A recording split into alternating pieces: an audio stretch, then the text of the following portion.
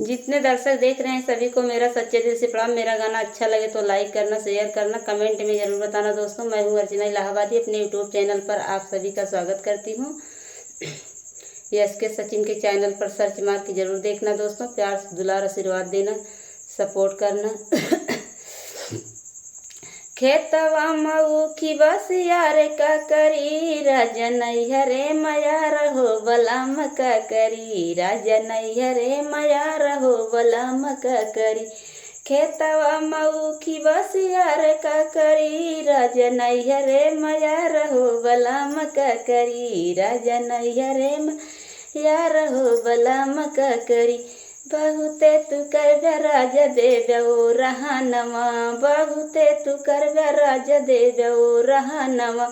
Mummy और पापा हमर भाई का करी, राजन हरे मया रहो बलाम का करी, राजन हरे मया रहो बलाम का करी।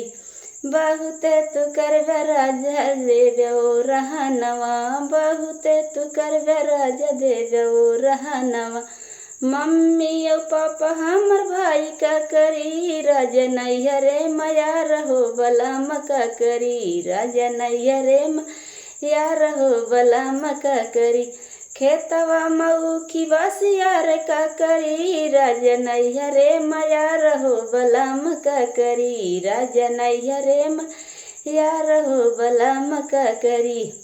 बहुते तू कर राज पर नचाई थी, बहुते तू कर राज पर नचाई। टोला मोहल्ला पर धान का करी, राजन हरे मया रहो बलाम का करी, राजन हरे मया रहो बलाम का करी।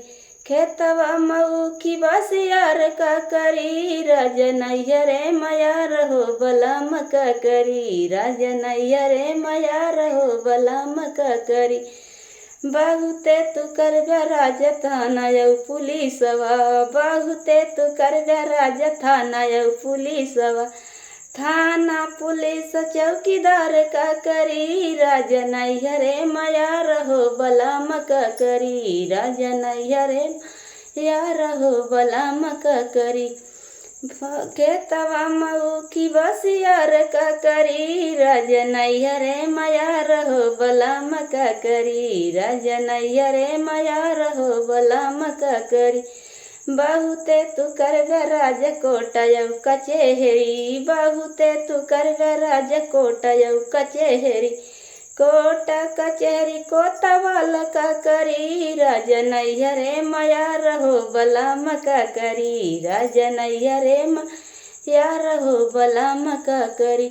उखिया खेतवा मऊ की बस यार का करी, राजन हरे मया रहो बलाम का करी, राजन हरे मया रहो बलाम का करी।